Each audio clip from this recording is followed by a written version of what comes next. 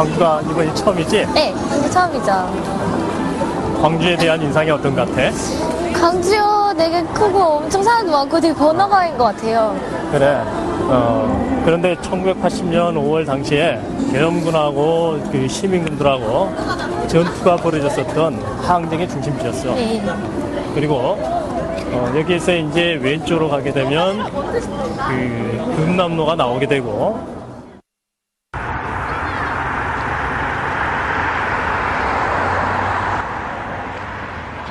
여러분 안녕하세요. 이곳은 빛골 광주시 금남로입니다. 광주에서 가장 유명한 거리이기도 한데요. 선생님, 금남로 거리에는 중요한 역사적 의미가 담겨 있다고요? 그래요. 연희 도시 거리와 다를 바 없어 보이는 이곳 금남로는 역사의 현장으로서 의미를 지니는 것이기도 합니다. 그런데 보영양은 5.18 민중항쟁에 대해서 들어본 적 있나요? 글쎄요. 학교 수업 시간에 어렴풋이 들었던 기억밖에 없어요. 그래요. 광주는 80년 5월 5.18 민중항쟁이라는 우리나라 민주주의 역사를 상징하는 사건이 일어난 것이고, 금남로는 그 항쟁의 중심지였습니다. 오늘 이곳 금남로에서 보영양과 여러분들을 만나서 5.18 민중항쟁에 대해서 이야기해 보려고 합니다. 18년 동안 장기 집권을 해오던 박정희 대통령은 1979년 10월 26일 자신이 가장 믿었던 부하 김재규 중앙정보부장의 총탄에 살해당하는 사건으로 독재정치에 막을 내리게 됩니다. 이 11.6 사건을 시작으로 민주화와 자유를 향한 열망은 본물처럼 터져나오게 되었습니다. 그러나 전두환, 노태우 등 군인 세력들은 1979년 12월 12일 군사 쿠데타를 통해 권력을 장악하면서 반란을 모의하기 시작합니다. 서울, 부산, 광주 등 큰 도시를 중심으로 번져나가던 민주화를 요구하는 시위 열기는 광주에 이르러 뜨겁게 불타올랐습니다. 1980년 5월 광주는 독재에 항거하고 민주주의를 되찾고자 하는 저항운동의 중심이었습니다. 1980년 5월 빛고울 광주에서 민주주의를 열망하던 광주 시민들에게 그 누구도 상상할 수 없는 일이 벌어지기 시작합니다. 신고물은 1980년 5월 17일 전쟁의 위험에 처했을 때나 내려지는 비상계엄령을 전국으로 확대했습니다. 이렇게 민주화를 열망하는 국민들을 억누르기 시작했고, 급기야는 5월 18일 계엄군으로 공수부대 군인들이 충정작전, 화려한 휴가라는 작전명 아래 광주에 투입되었습니다. 계엄군인 공수부대 군인들은 계엄군 물러가라, 전두환 물러가라는 구호를 외치면서 평화적인 시위를 진행하던 학생들과 시민들을 건봉과 총칼을 앞세워 무자비하게 진압했습니다. 5월 21일 공수부대원들은 맨주먹으로 저항하고 있던 시민들을 향해 집단 발포를 했습니다. 도청학과 금남로는 시민들의 비명소리와 함께 피바다로 변했습니다. 시민들은 도저히 믿을 수 없는 광경에 넋을 잃었고 공포감과 분노로 치를 떨었습니다. 광주 시민들은 자신들의 공동체를 지켜내기 위해 계엄군에 맞서 총을 들어 무장하기 시작합니다. 시민군이라고 불리우는 평범한 시민들의 필사적인 무장저항은 민주주의와 인간의 존엄성을 쟁취하겠다는 5.18 정신의 시작이었습니다.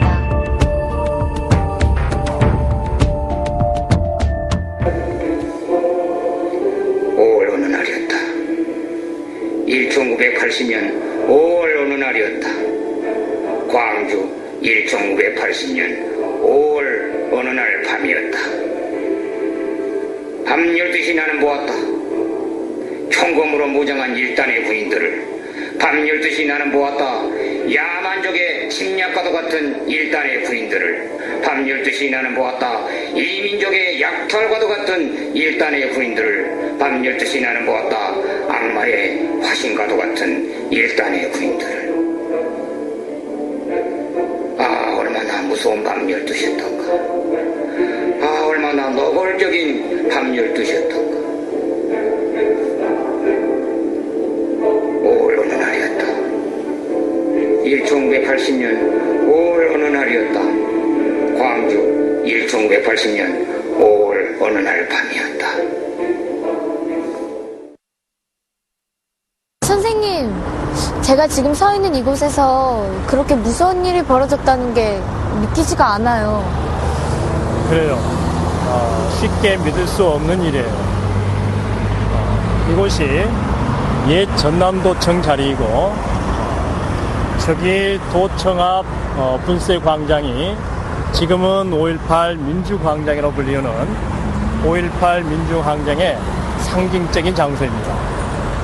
도청은 항쟁의 마지막 날까지 시민군들이 목숨을 걸고 지켰던 저항의 상징적인 장소이고 5.18 민주광장에서는 분수대를 중심으로 날마다 시민들이 집회를 열었습니다.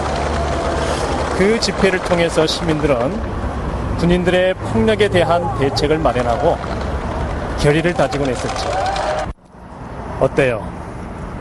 당시 시민들의 함성이 들리는 것 같지 않나요?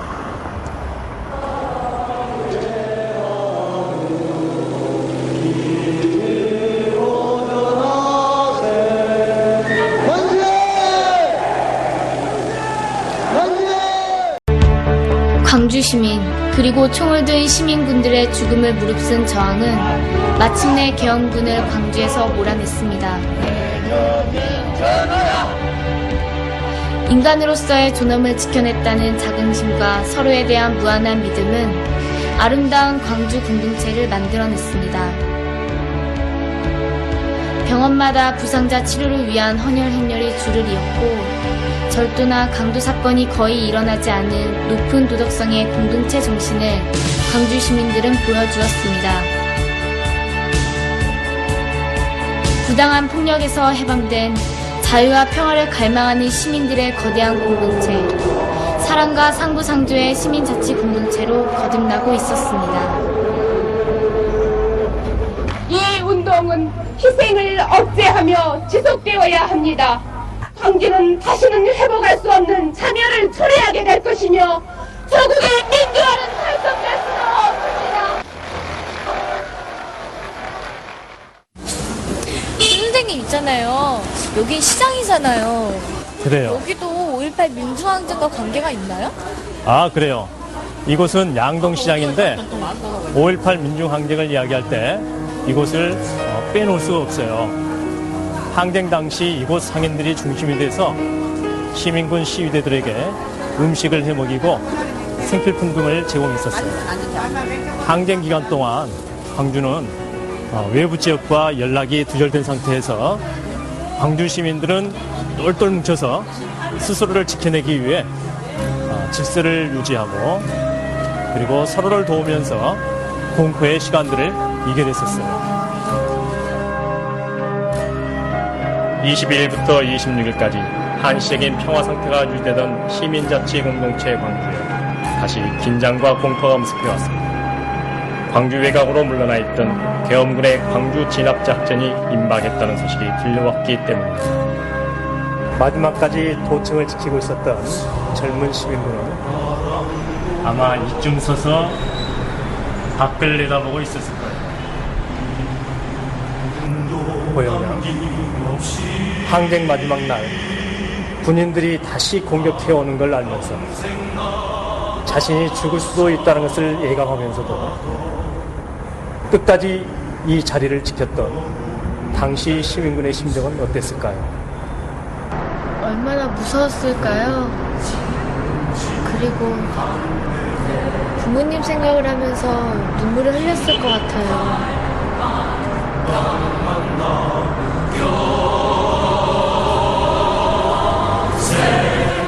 항쟁 마지막 날까지 도청을 지켰던 시민군들 중엔 보영양 같은 청소년들도 있었어요. 그들은 인간의 존엄성을 지키기 위해 끝까지 도청을 지켰던 거예요.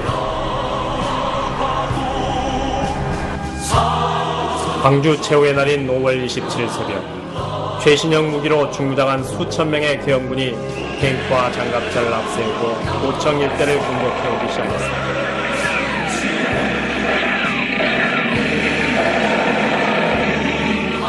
계엄군들의 무자비한 공격에 시민군들은 끝까지 맞서 싸웠습니다.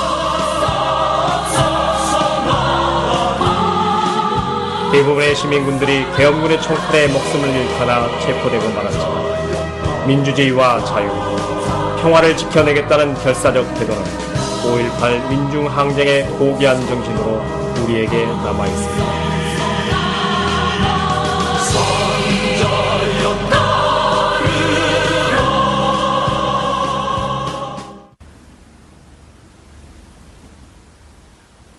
이곳은 80년 당시에 상무대라고 하는 군부대가 있던 자리인데 지금은 5.18 자유공원으로 바뀌었어요. 5.18 민중항쟁 당시에 계엄군에 맞서 싸우신 분들이 이곳으로 끌려와서 인간으로서는 차마 견디기 어려운 온갖 고문을 당하고 재판을 받았던 군사법정과 영창을 복원한 곳입니다. 자, 이곳이 영창이에요. 80년 당시에 이 좁은 영창에 보통 150명 이상의 사람들이 갇혀 있었다고 그래요. 그러면 5.18 민중항쟁 때 많은 광주 시민들이 이 감옥으로 끌려 고통을 당하셨군요. 그래요.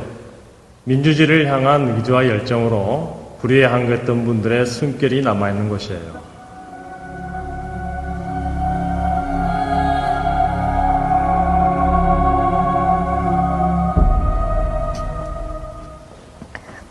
선생님, 그리고 5.18 민주항쟁 때 많은 사람들이 계엄군의 총칼에 목숨을 잃었잖아요? 그렇지. 그때 5.18 영령들이 묻혔던 망월동 구묘지에도 가보고 싶어요. 야, 우리 보영양이 망월동 구묘역도 알고 있었네요. 그래요. 우리 함께 가보죠.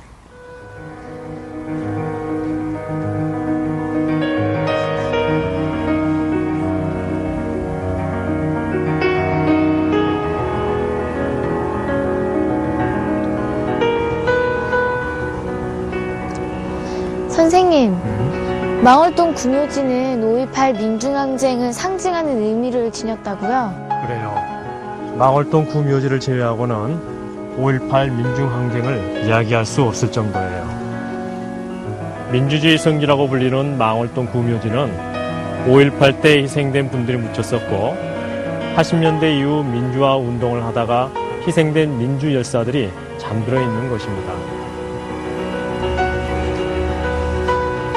5.18 민중항쟁 때 희생된 분들은 1997년에 새롭게 조성된 국립 5.18 민주묘지로 대부분 이장하였지만 5.18의 참상이 서려있고 해마다 수많은 순례객들이 찾아오는 역사의 현장이기 때문에 그대로 보존하고 있는 거예요.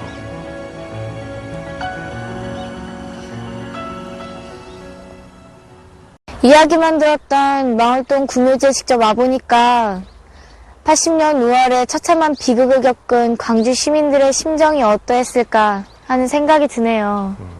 그렇지만 5.18 민중항쟁은 80년 5월에서 비극적으로만 끝난 건 아니에요. 5.18 민중항쟁은 부당한 국가폭력에 항거한 광주 시민들이 민주주의를 쟁취하기 위한 용기 있는 싸움이었다는 사실을 기억해야 합니다.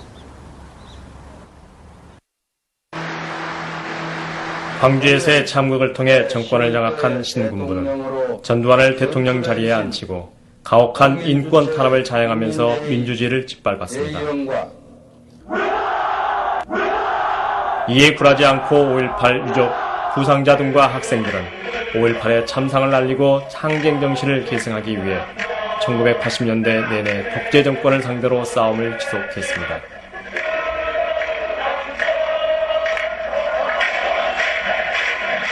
이러한 투쟁의 열기는 1987년 6월 항쟁에 이르러 그 전기를 맞이했으며 1990년대에 들어서면서 5.18 진상규명과 책임자 처벌, 피해배상, 기념사업, 정신개성 등 5월 문제 해결을 위한 본격적이고 조직적인 운동에 나서게 됩니다.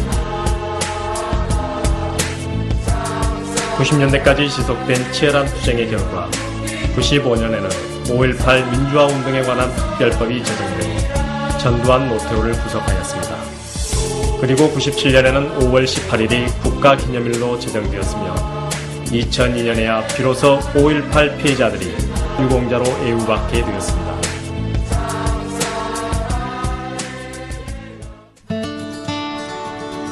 이처럼 5.18에 대한 진상규명과 문제 해결을 위한 많은 성과에도 불구하고 아직도 완전히 규명되지 않은 학살 의혹의 진실을 밝히고 5월 정신을 계승하기 위한 다양한 노력들이 계속되고 있습니다.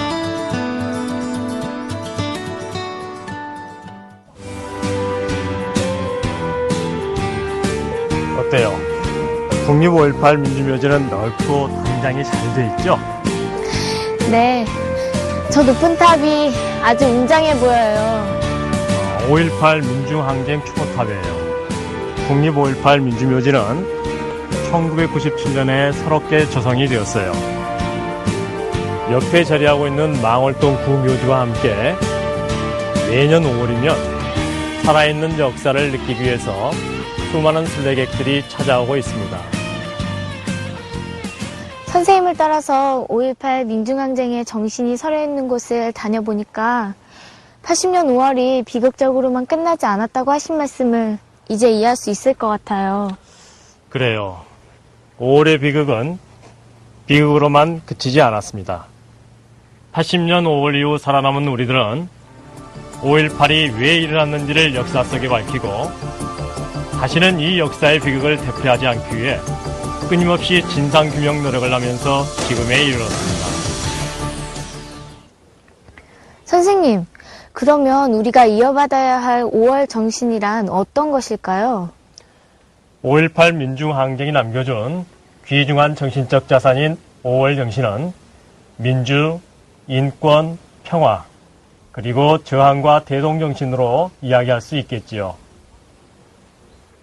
5월 정신은 군부독재의 재집권과 집권 연장 기도를 제지하기 위해 일어난 민주주의 정신의 발현입니다. 그리고 총칼에 의한 폭력과 학살 행위에 맨손으로 저항해서 생명과 인권의 존엄성을 알린 인권 존중과 평화의 정신을 우리에게 전해주고 있습니다. 5.18 당시 광주 시민이 보여준 질서정연한 자치공동체의 대동정신 또한 중요한 5월 정신입니다.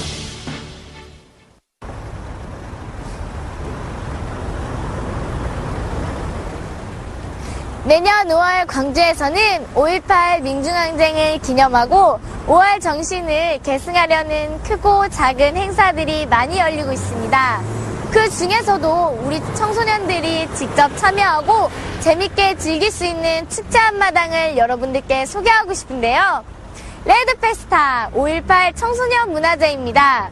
우리 친구들이 5.18과 관련된 다양한 문화예술 작품과 공연을 직접 준비해서 전국 각지의 청소년들을 초청하는 자리예요. 5.18 청소년 문화제로 여러분들을 초대합니다.